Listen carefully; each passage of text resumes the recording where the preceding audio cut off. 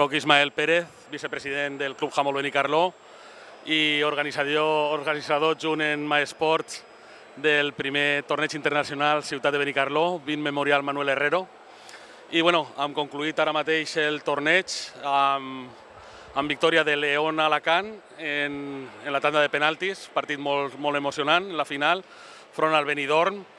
I fent una miqueta valoració, el nivell de handbol que hem vist aquí ha sigut prou elevat i ens hauria agradat una miqueta més d'afluència de públic, però està clar que sent festes de Benicarló, sent vacances, una miqueta complicat.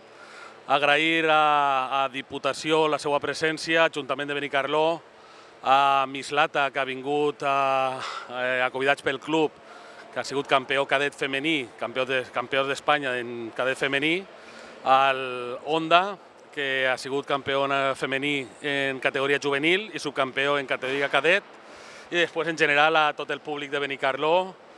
No me vull oblidar de la gent del club que ens ha tirat una mà, ens han recolzat com a organitzadors i simplement fer una valoració positiva de tot aquest event.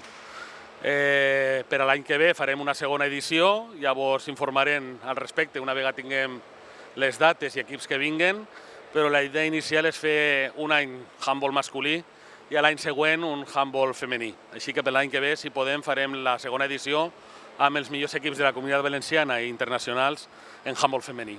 Moltes gràcies a tots. No vull oblidar-me tampoc de la família Herrero. És el 20 memorial de la mort del que va ser el president, el presi del club de tota la vida.